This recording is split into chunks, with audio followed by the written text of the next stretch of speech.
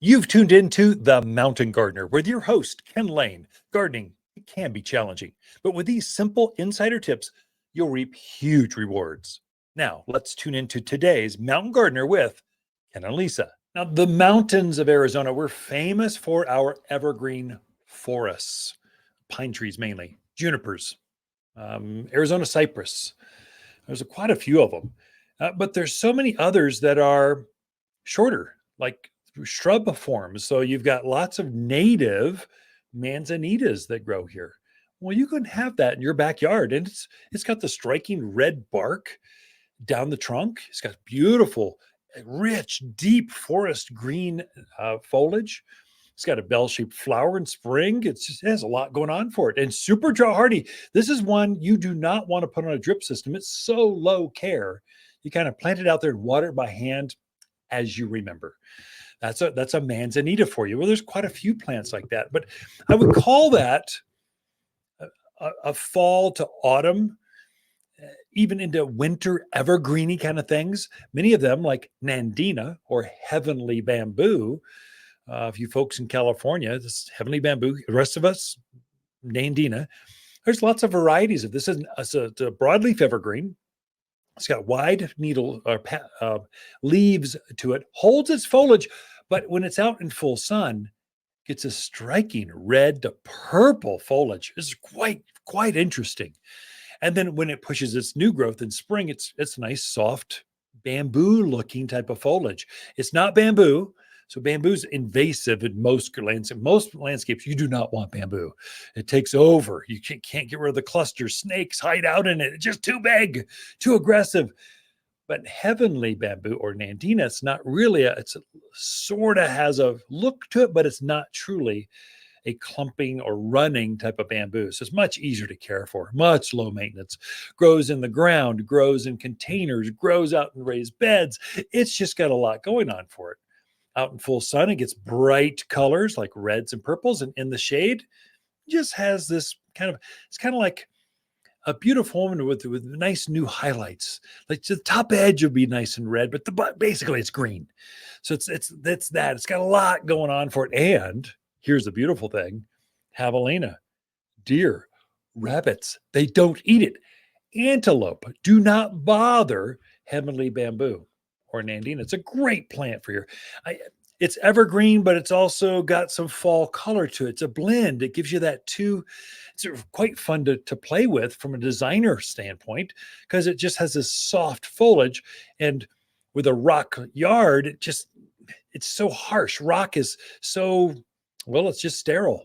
You need some softness to it. And so your greenscape or softscape is what we call it, softens up all your hardscape. That's the patios and the rock and the driveways and the pillars and the fences. That's hardscape. Softscape gives life back to that yard, yet low maintenance. And so those are great ones. Another one that's quite famous, probably the number one seller in the nation, not necessarily here in the mountains of Arizona, but it's right up there. Boxwood. Now, I don't know why this thing keeps getting so, I can tell you why it's so popular. It's perfect. It always keeps its shape. It doesn't have any real issues.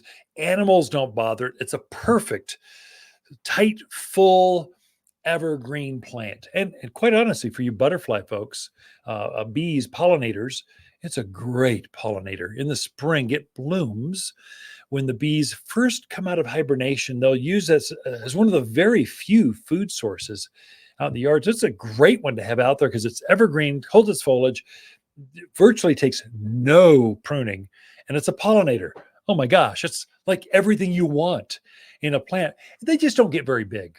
And they're kind of hip high, most of them. There's a couple columnar varieties that maybe get a little bit taller, but not really. They're going to be in that hip to knee high. So that's one where they edge like English gardens, like a nice knee high to hip high hedge that formally surrounds the flower beds. That's it. That's boxwood. That's why it's so popular. It just always looks good year round. One that's sort of like that, but a little different, is euonymus. So euonymus is a gigantic family of plants.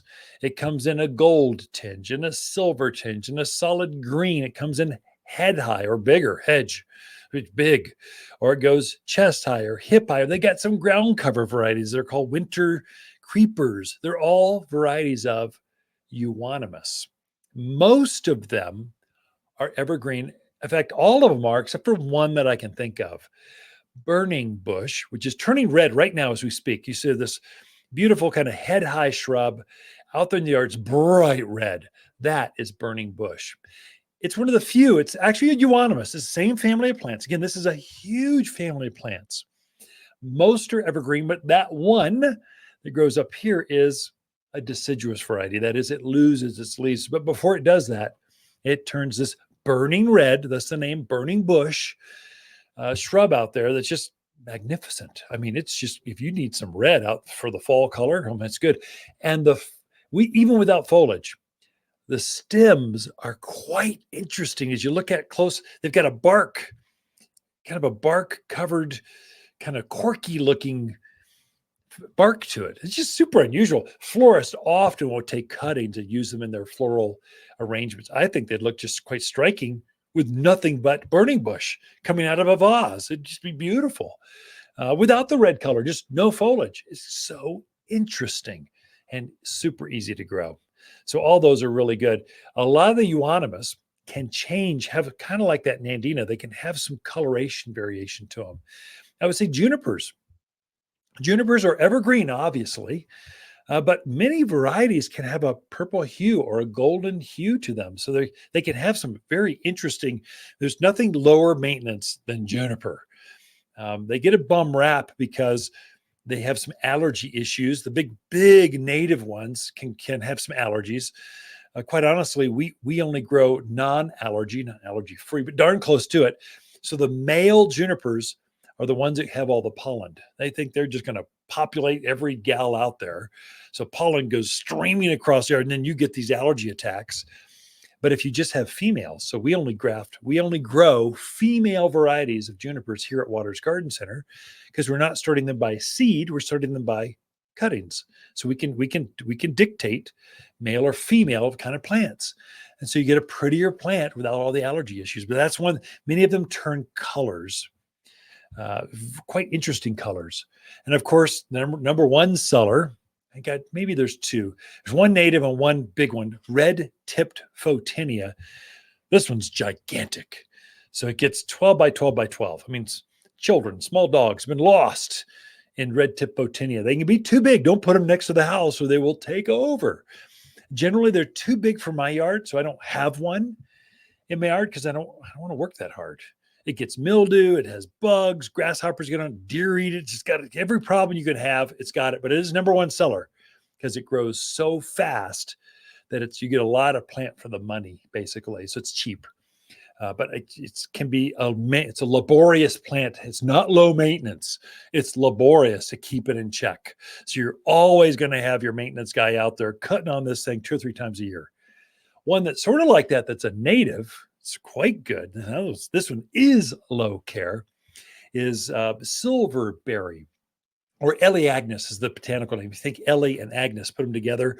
That's Elaeagnus. That's the native, that's botanical name, but silverberry is kind of probably easier to remember. Now it comes in gold, that's the one I plant myself. Again, it's a big plant, well above my height. I mean, I'm a tall man. It's above me. It's easily going up 7, 8, maybe 10 feet. Solid, just evergreen foliage, and it is drought hardy. I do not put mine on a drip irrigation, so it would grow too fast. I want to abuse it to keep it in check. Nice, full, rich. The leaves are bigger than a silver dollar, bigger than an old-fashioned cell phone. I guess that's related to more anymore, but it's a good plant. The native one is blue. There's a gold variation of that's quite striking. I've got it in my darker parts of the landscape against a dark cedar fence, and it just shines. I mean, it adds some life, some richness to that part of the yard. And I hardly care for it. I prune it. Maybe I might give it a haircut once a year. Yeah, and then I never water it. It's a great plant. So silverberry. Those are your broadleaf evergreens that also look good in autumn and throughout the winter season to come. Water's October companion plants that grow well together are blaze maple, burning bush, spicy mums, and glamour kale. Few flowers are more elegant in fall than Water's glamour kale. The autumn colors are perfect for containers, beds, and borders. And it's so easy to grow. This unique Prescott selection is an award winner for cold hardiness, intense red, purple flowers in a frilly package. You'll find bright fall flowers here at Waters Garden Center in Prescott. For a more fruitful garden, increased success in the landscape that just feels better, then tune in daily to the Mountain Gardener podcast. Subscribe through your favorite podcast streamer or visit watersgardencenter.com. Better yet, visit me directly right here at Waters Garden Center. Thanks for tuning in.